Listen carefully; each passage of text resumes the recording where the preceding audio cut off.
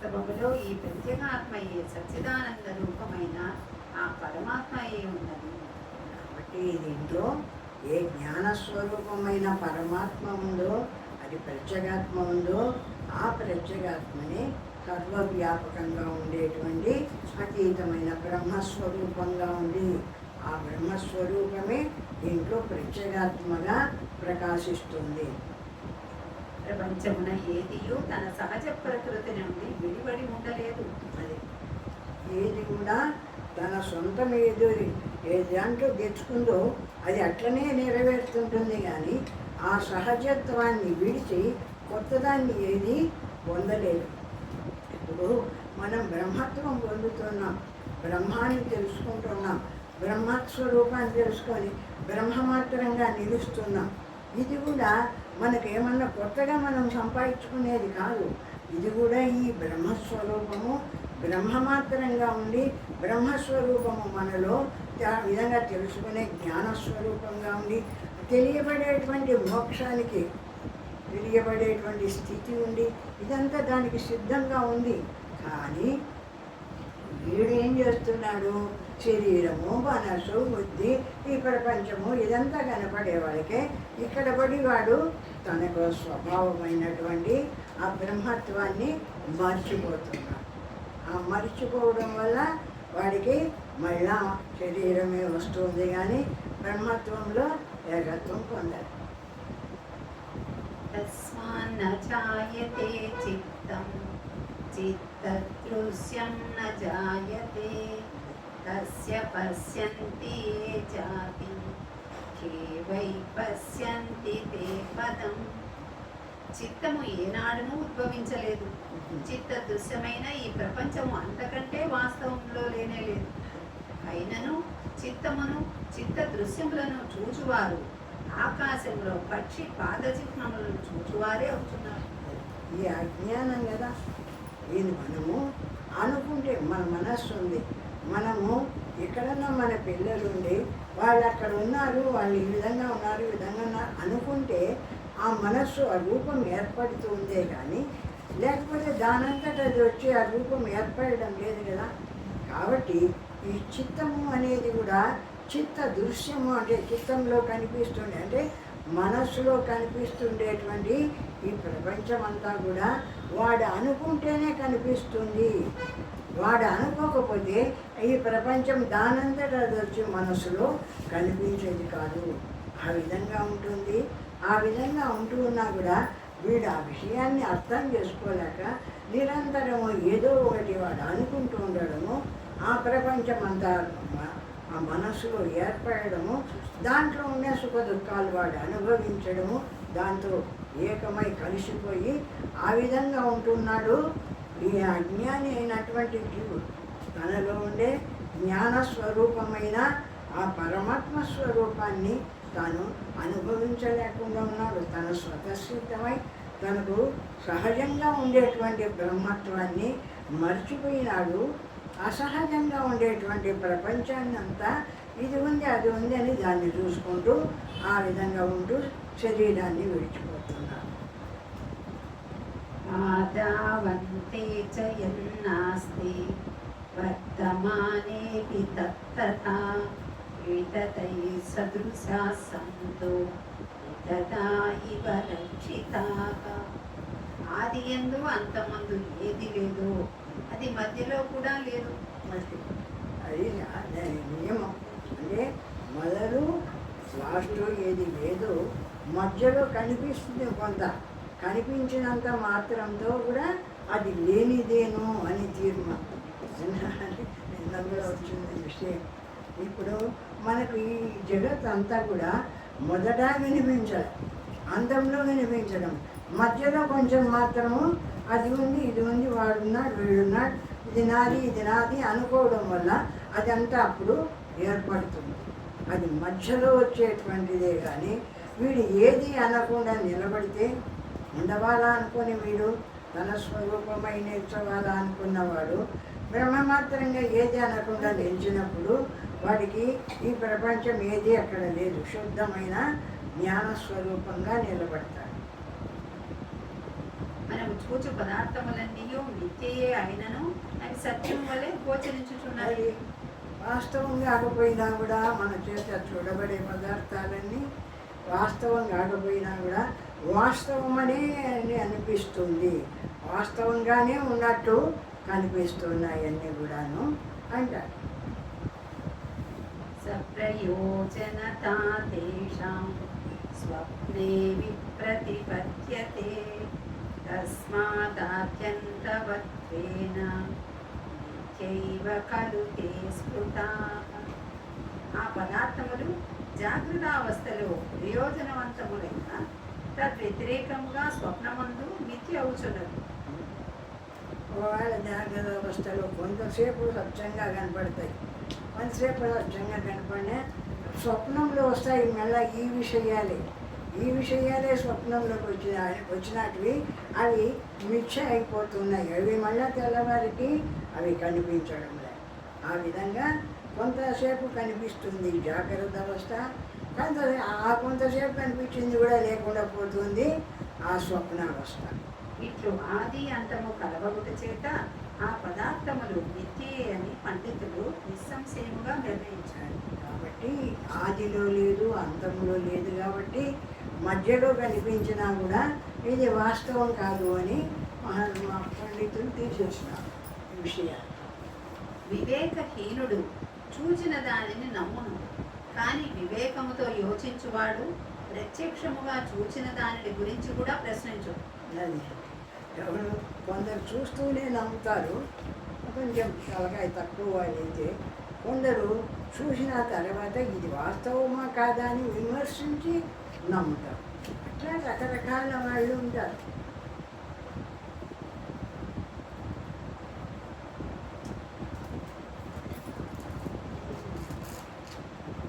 జాత్యాభాసం చలాభాసం వస్త్వాభాసం తథైవ చ అజాచరమవస్తుత్వం విజ్ఞానం శాంతమద్వయం.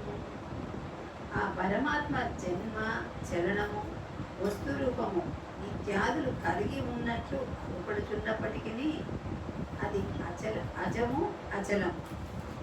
జాత్యాభాసం చలాభాసం. జాత్యాభాసం అంటే పుట్టినట్టు కనిపించడము, చలాభాసము కదులుతూ ఉన్నట్టు అనిపించడము, ఇవి రెండు ఆభాసాలే అంటాడు. ఈ రెండు కూడా వాస్తవమైనటివి కాదు, ఇవి రెండు కూడా ఆభాస స్వరూపాలు. మనం అనుకుంటుంటే కదిలినట్టు చూసినట్టు, మనం ఎక్కడన్నా చీకట్లో ఏదైనా ఉంటే అది కదులుతుంది అనుకుంటే అది కదిలినట్టే ఉంటుంది. అట్లా ఆభాస రూపంగా ఇవి కదులుతున్నట్టు అంటే వాస్తవంగా ఉండేది ఏమిటిది అంటే అంతటా పరమాత్మే ఉంది, అందరిలో పరమాత్మ స్వరూపం ఉంది. మనం నేరుగా ఆ పరమాత్మను చూసే శక్తి లేక పైన ఉండేటువంటి శరీరాలు ఉన్నాయే ఇవి కదులుతున్నట్టు వస్తున్నట్టు పోతున్నట్టు మనం ఏదేది అనుకుంటున్నామో ఆయా విధంగా ఈ పరమాత్మ తెలియబడుతూ ఉన్నాడు. ఈ మనకు అజ్ఞానం చేత ఆ విధంగా తెలియబడుతుంది. అది వాస్తవం కాదు. ఇప్పుడు కళ వస్తుంది, కళ చూసినంతసేపే సత్యం, వెలుగు వస్తూనే కళ పోతుంది. ఎందుకు మనం సత్యం కాదనుకుంటున్నాము అంటే వెలుగు వచ్చేవాడికి లేకుండా పోతుంది కాబట్టి అది సత్యం కాదు అనుకుంటున్నాం. ఇప్పుడు మన వయసుతనము ఇప్పుడు లేదే, ముసలితనం వచ్చింది శరీరానికి, మరి అది సత్యమా? అప్పుడు ఏమనుకున్నాము? అదే సత్యం అనుకున్నాం. నేను ఎప్పటికీ ఈ వయసుగానే ఉంటాను అనుకున్నాం. అయితే అట్లా ఉండిందా మారిపోయి ముసలితనం వచ్చింది. ఈ విధంగా ఆభాసగా ఉన్నట్టు కనిపిస్తూ మారిపోతూ ఉంటుంది. ఈ ప్రపంచ లక్షణం అంతా కూడా ఏమిటి అంటే జాత్యాభాసం చలాభాసం అంటే పుట్టినట్టు కనిపిస్తూ ఉంటుంది, ఆ కదిలినట్టు కనిపిస్తూ ఉంటుంది, ఇట్లా కనిపిస్తూ లేకుండా పోతూ ఉంటుంది. కొంతకాలానికి ఉండదు కదా. మన పెద్దవాళ్ళందరూ ఉండినారు, వాళ్ళు ఏ పనులు చేసినారు అదంతా ఉంది, వాళ్ళు లేకుండా పోయినారు. ఇది ఆభాసం. అంటే ఎప్పటికీ ఉంటే స్వచ్ఛమైనటువంటిది. కొంతసేపు కనపడి కొంతసేపటికి కనపడకుండా పోతుంది చూడు. ఇదంతా కూడా ఆభాష. దీన్ని మనం సత్యమని భావిస్తూ ఉన్నాం. అది అజము అచలము అవస్తువు అయి విజ్ఞాన రూపమవుతున్నది. పరమాత్మ ఎట్లా ఉంది అంటే అజము పుట్టనటువంటిది, అజము అచలం అచలం కదలనటువంటిది, అవస్తువు వస్తువు కానటువంటిది. ఇప్పుడు మనలో ఉన్న జ్ఞానం ఉంది. మనలో ఉన్న జ్ఞానం ఆకాశంలో ఉండే చంద్రుడిని చూస్తుంది. చూసినప్పుడు మన జ్ఞానము ఆ చంద్రుడి వరకు పోయింది. ఆ చంద్రుడి వరకు పోయిన జ్ఞానాన్ని ఎవడన్నా చూసినాడా? ఎవరికైనా కనపడింది అంటే ఎవరికి కనపడలే, ఎవరికి కనపడలేదు. కానీ ఈ జ్ఞానము చంద్రుడి వరకు పోకపోతే నువ్వు ఎట్లా చంద్రుడిని చూసినావు? ఆ విధంగా ఈ ఆ జ్ఞానస్వరూపము అనేది అది కదలనటువంటిది. ఏమి ఇంకోటి అచలము అచల అవస్తు పుట్టనటువంటిది అంటే ఆ వస్తువు వస్తువుగా ఇది ఫలానాది, ఈ జ్ఞానం ఫలానా, ఇది ఫలానా అని చెప్పడానికి ఎవరికైనా వీలవుతుందా అంటే ఎవరికి వీలు కాదు. అందరిలో నుండి ఇప్పుడు పగలంతా ఎంత జనం తిరుగుతుంటారు. ఒకరితో ఒకరు పని చేసుకుంటుంటారు, ఒకరు ఒక విషయాలు చూస్తుంటారు. అన్నీ కలిసి తిరుగుతుందే. ఈ జ్ఞానం ఒక్క రవన్న ఈ ఆకాశంలో ఎక్కడన్నా కనిపించిందే అంటే ఏమాత్రం కనిపించేది కాదు. అటువంటి జ్ఞాన స్వరూపము అనేది దానికి ఏ రూపము లేనటువంటిది, ఎప్పటికీ ఉండేటువంటిది, నిరాకారమైనటువంటిది అయినా ఏ పరమాత్మ జ్ఞానస్వరూపం ఉందో ఆ జ్ఞానస్వరూపములలో ప్రకాశిస్తుంది. జ్ఞానస్వరూపంగా ఆ జ్ఞానాన్ని తెలుసుకోవడంలే అది ఎప్పటికీ ఉండేటువంటిది. శరీరాలు కూడా కొంతకాలం ఉండిపోతాయి కానీ జ్ఞానం పోయేది కాదు. ఇందులో ఉండేటువంటి చైతన్యము శరీరం వదులుతుంది కానీ చైతన్యం సర్వవ్యాపకమైన చిత్రరూపంలో కలిసిపోతుంది కదా. ఆ విధంగా ఎప్పటికీ ఉండేటువంటిది ఆ బ్రహ్మతత్వము. అటువంటి పరమాత్మ మనలో ప్రకాశిస్తుంది జ్ఞానస్వరూపమై. అది విజ్ఞాన రూపముగా ఉన్నది. అది అద్వైతము శాంతము. అది విజ్ఞాన రూపముగా ఉన్నది అంటున్నాడు. కనిపించదు. ఇదో ఇది జ్ఞానము అని చూపిస్తామంటే ఎవరికి కనిపించదు. విజ్ఞాన రూపముగా ఉన్నది అంటే విజ్ఞానం అంటే ఏమిటిది? ఎవడైతే ప్రపంచ విషయాన్ని అంతా వదిలి కేవలం జ్ఞానమాత్రంగా నిలబడి బ్రహ్మమాత్రంగా నిలుస్తున్నాడో జ్ఞానస్వరూపంగా, అటువంటి వాడి అనుభవంలో ఇది కదా జ్ఞానస్వరూపం, ఈ బ్రహ్మం కదా నేను అని వాని అనుభవంలో తెలియబడుతుంది. అది విజ్ఞానంలో తెలియబడుతుంది. మామూలు జ్ఞానాల్లో తెలియబడేది కాదు.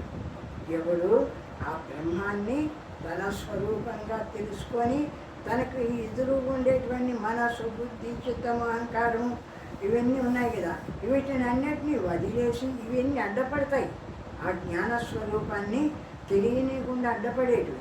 వీటిని ఎవడైతే జ్ఞానం చేత వదిలేసి శుద్ధంగా తెలుసుకునే జ్ఞానమాత్రంగా ఉండి నిలబడతాడో వాని చేత అనుభవపూర్వకంగా తెలియబడేటువంటిది ఈ బ్రహ్మస్వరూపము అంటారు. ఆ శుద్ధ చైతన్యము నిజమైనప్పటికీ ప్రత్యేక దేశకాలాపేక్ష ఆ నానా రూపధారి జన్మించి కర్మక్షేత్రంలో పాల్గొనుచున్నట్లు తోచుచున్నది. ఆ నిరాకారమైనటువంటిదైనా ఆ జ్ఞానస్వరూపమైన బ్రహ్మము ఎవరికీ తెలియబడకుండా నిరాకారంగా ఉంది. ఆ పని ఏమో చేస్తుంది. మనస్సు దగ్గరికి వచ్చి మనస్సు ఏం పని చేస్తుండేది చెప్తుంది. మన బుద్ధి దగ్గరికి వచ్చి బుద్ధి ఏం పని చేస్తుండేది చెప్తుంది. శరీరంలో ఏ ఏ భాగాల్లో ఏ ఏ బాధలు ఉండేది చెప్తుంది. అన్నీ తెలుసుకుంటుంది. అన్నీ అది తెలుసుకుంటుంది కానీ అదేమన్నా ఎవరికైనా కనిపిస్తుందా అంటే ఎవరికి కనిపించినటువంటిది సర్వవ్యాపకంగా ఉంది. అంతటా వ్యాపించి ఉంది. అందరిలో వ్యాపించి ఉంది. అంతటా ఉన్న ఎవ్వరికి ఇది ఫలానా స్వరూపమైన జ్ఞానము అని ఎవ్వరి చేత తెలియబడేటువంటి స్థితిలో ఉండదు. ఆ జ్ఞానస్వరూపమైన పరమాత్మ. సర్వవ్యాప్యకు ఆత్మకు చలనము లేదు. అది అంతటా ఉంది కాబట్టి ఇప్పుడు ఆకాశాన్ని కదలమంటే ఏం కదులుతుంది? ఎందుకు కదలదు అంటే అంతటా అదే నిండిపోయింది. సర్వవ్యాపకంగా నిండిపోయిన ఆకాశాన్ని కొంచెం ఆ పక్కకు కదిలి ఉంటే ఆకాశం లేని చోటు ఉంటే కదా అది కదిలేది. అంతటా అదే నిండిపోయింది. అట్లా ఈ జ్ఞానస్వరూపమైన పరమాత్మ కూడా మనలో ఉండేటువంటి చిదాకాశ రూపమైన ఈ జ్ఞానస్వరూపం కూడా సర్వవ్యాపకంగా నిండిపోయింది. కాబట్టి కదలదు, అచలము. అచలము అంటే కదలనిది, ఎప్పటికీ ప్రకాశిస్తూ ఒక్కటిగా ఉండేటువంటిది ఆ జ్ఞానస్వరూపమైన ఆ పరమాత్మ. అన్ని స్థలములందును ఒకే కాలమునందు ఆత్మతత్వము ఒక స్థలము నుండి మరి ఒక స్థలమునకు కదిలిపోవచ్చున్నదని చెప్పుటకు కూడా వీలు లేదు.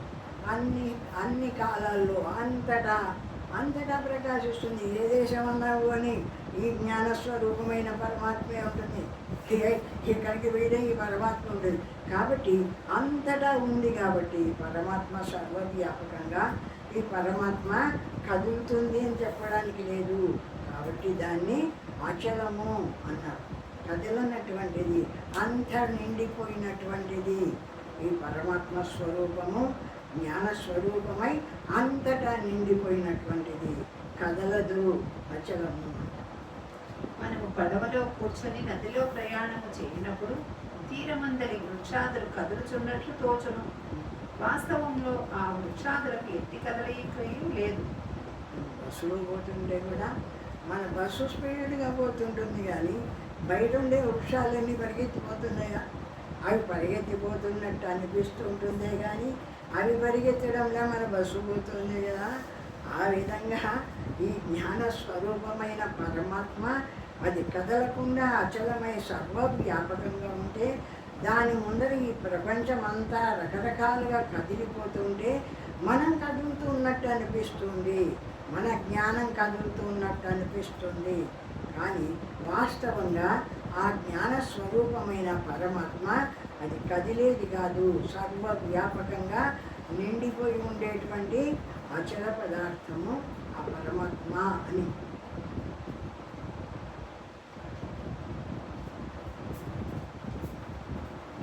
విషయ పరిశీలన వలన మనకు తెలియనదేమనగా చలనము గల వస్తువు దృష్ట్యా అచలమైన వస్తువు కూడా కదులుచున్నట్లు తోచు. ఆ చలనమైన వస్తువు దృష్ట్యా అచలమైన మనం కూడా కదులుతూ ఉన్నట్టు అనిపిస్తుంది. మనలో ఉన్న జ్ఞానస్వరూపము కదలనిది, ఎప్పటికీ ఒక్కటిగా ప్రకాశించేది. కానీ మనస్సు కదులుతుంది, ఇంద్రియాలు కదులుతాయి, బుద్ధి కదులుతుంది, అన్నీ కదులుతున్నాయి. కాబట్టి ప్రపంచంలో విషయాలన్నీ కదిలేటివి కాబట్టి వీటి వల్ల తను కదులుతున్నట్టు అనిపిస్తుంది. తనలో ఉన్న జ్ఞానం కూడా కదులుతూ ఉన్నట్టు అనిపిస్తుంది. కానీ ఈ కనపడే చూస్తున్నాడు, ఈ కదిలే వాటిని అన్నిటినీ చూస్తున్నాడు ఈ జ్ఞానస్వరూపుడు. ఆ కదిలే వాటిని అన్నిటినీ చూసేదాని వల్ల తను